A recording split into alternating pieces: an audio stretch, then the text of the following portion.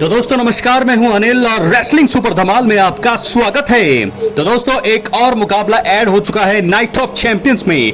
AJ Styles बनाम Dominik Mysterio intercontinental championship के लिए मुकाबला हुआ है और मुझे लगता है कि एजे स्टाइल्स यहां पर बन सकते हैं नए इंटरकॉन्टिनेंटल चैंपियन। तो ऐसा होना चाहिए क्योंकि शायद ही वो जीते, लेकिन फिलहाल उनके लिए तो ऐसा होना चाहिए।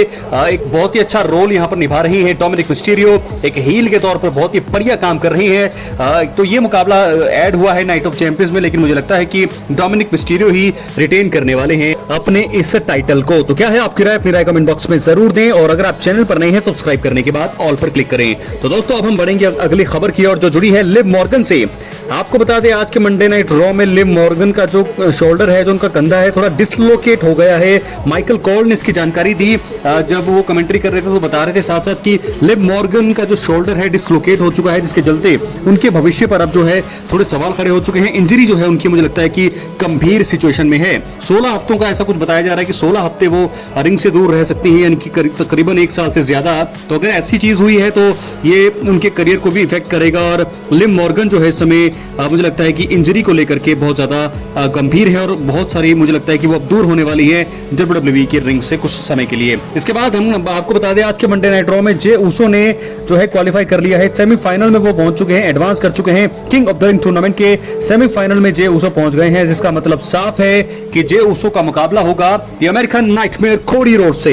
ये दोनों अभी फिलहाल दोस्त हैं, बेबी फेस हैं, तो ऐसे में इन दोनों के बीच मुकाबला होने वाला है। मुझे लगता है कि मोस्ट प्रोबेबली बिल्कुल इजी यहाँ पर जीतेंगे the American nightmare Cody Rhodes की जीत होगी। जे उसो को यहाँ पर हार मिल सकती है, तो यही मेरी प्रेडिक्शन है। और उसके बाद हमने देखा कि मेन इवेंट में सेथ रॉलिंस और कोडी रोड्स का फेस ऑफ हमने देखा। ये कहां ले जाएगा कि आगे जाकर के इनके बीच मुकाबला होगा? बिल्कुल होगा।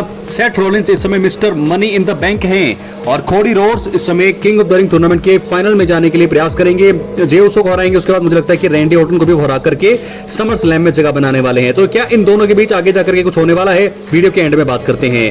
बात करेंगे गोल्डबर्ग की। आज के मंडे नाइट रॉ में गोल्डबर्ग ने कई महीनों के बाद वापसी करी है और आपको बता दें जैसा कि हम सब यही उम्मीदें कर रहे थे, अफवाहें जो थी वो सच साबित हुई है कि वो गुंथर को ही फेस करेंगे और उनका आखिरी मुकाबला अब गुंथर के साथ ही होने वाला है। वो आकर के जो है उन्होंने गुंथर को कन्फ्रंट किया, उन्होंने उनको वो मुबारकबाद कही कि वो वर्ल्ड हेवीवेट चैंपियन है। लेकिन अब जो है गोल्डबर्ग का आखिरी मुकाबला सैटरडे नाइट्स मेन इवेंट में कंफर्म हो गया है, बुक कर दिया, उन्होंने खुद चैलेंज कर दिया है गुंथर को कि यू आर नेक्स्ट। तो यानी कि एक आखिरी बार गुंथर के सामने होंगे गोल्डबर्ग। दोस्तों आपको बता दें ये गोल्डबर्ग का आखिरी मुकाबला होने वाला है। इसके बाद WWE रिंग को वो हमेशा के लिए कहेंगे अलविदा। रिटायरमेंट अनाउंस वो पहले ही कर चुके हैं और ये उनका आखिरी मुकाबला होने वाला है। तो 12 जुलाई टाइम नोट करें, सैटरडे नाइट्स मेन इवेंट में आखिरी मुकाबला होने वाला है गोल्डबर्ग का। उनके सामने गुंथर होंगे। वर्ल्ड हेवीवेट चैंपियनशिप के लिए मुकाबला होगा।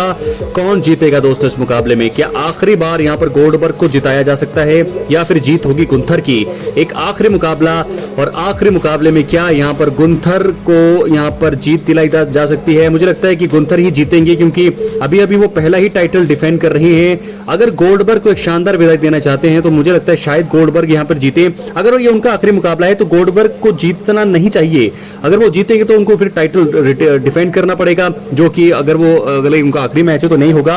हम यही चाहेंगे कि दमदार मुकाबला हो, बहुत ही तगड़ा मुकाबला हो और आखिर में गुंथर की जीत होगी, शायद ऐसा लग रहा है। और उसके बाद गोल्डबर्ग को जो है वो स्टैंडिंग ओवेशन देंगे और इसी प्रकार जो है उनके करियर का एंड होगा। तो गोल्डबर्ग के बाद बात करेंगे ऑस्का की। ऑस्का का भी बहुत टाइम बाद रिटर्न हुआ और उन्होंने भी एडवांस सेमीफाइनल में जगह बना ली है। King of the ring tournament के सेमीफाइनल में पहुंच चुकी है ऑस्का। तो दोस्तों अब बात करते हैं हम अमेरिकन नाइटमेयर कोडी रोड्स की।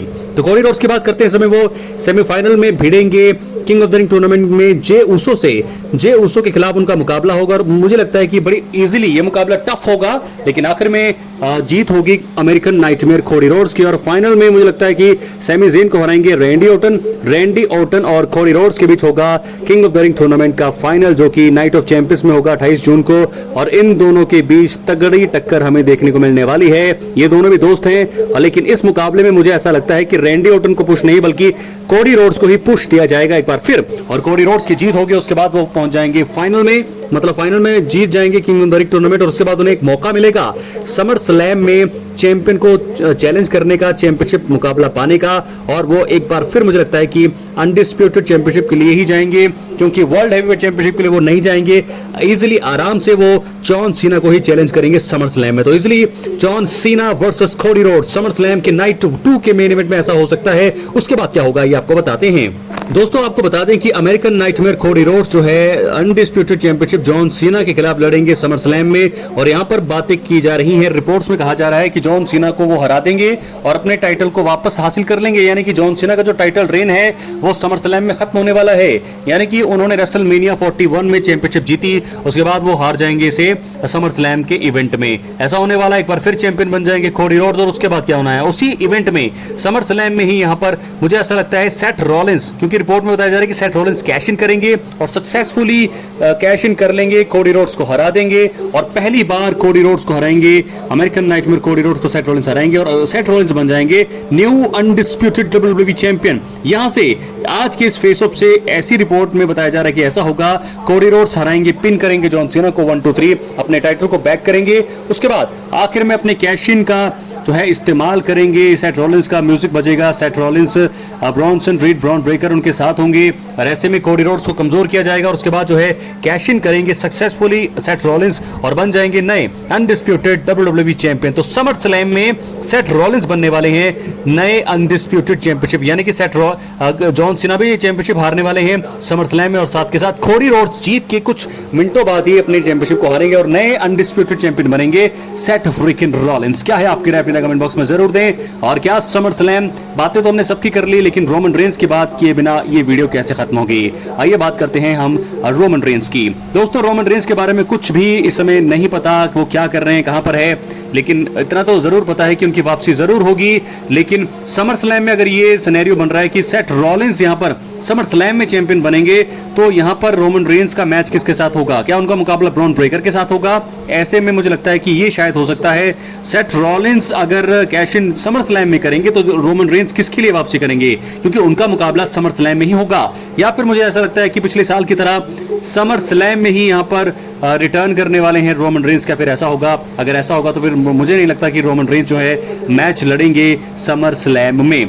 समर स्लैम में वो रिटर्न जरूर करेंगे। ऐसे में सिनेरियो मुझे ये यहाँ पे नजर आ रहा है कि अगर अभी तक रोमन रेंस वापस नहीं आए हैं तो समर स्लैम में वो वापसी करेंगे, यानी कि उनका मुकाबला समर स्लैम में नहीं होगा। सेथ रॉलिंस जैसे ही कैश इन करेंगे, या तो उनका अगर कैश इन सक्सेसफुल हो गया तो रोमन रेंस फिर उसके बाद क्या ही करेंगे आकर के। मुझे ऐसा लगता है कि कोडी रोड्स चैंपियन रहेंगे। सेथ रॉलिंस अगर बन जाते हैं नए अनडिस्प्यूटेड चैंपियन तो भी उसके बाद शायद रोमन रेंस का रिटर्न कराया जा सकता है और वो जो है अटैक करेंगे सेथ रॉलिंस पर, और उसके बाद मुझे लगता है कि चैंपियनशिप के लिए वो भी चैलेंज कर सकते हैं सेथ रॉलिंस को। इसके बाद Cody Rhodes Roman Reigns John Cena के बीच ट्रिपल थ्रेट मुकाबला हो सकता है, जो जीतेगा वो जाएगा आगे। ये सारी चीजें मुझे लगता है हो सकता है, या फेटल 4-वे मुकाबला हो सकता है Seth Rollins, Roman Reigns, John Cena और कोडी रोड्स के बीच एक फेटल 4-वे मुकाबला, जिसमें सेथ रॉलिंस अपने टाइटल को डिफेंड करेंगे रोमन रेंस, जॉन सीना और कोडी रोड्स के अगेंस्ट। तो ऐसा कुछ मुझे लगता है कि सिनेरियो होने वाला है। क्या है आपकी राय? अपने कमेंट बॉक्स में जरूर दें। चैनल पर नए सब्सक्राइब करें। दोस्तों बहुत बहुत धन्यवाद।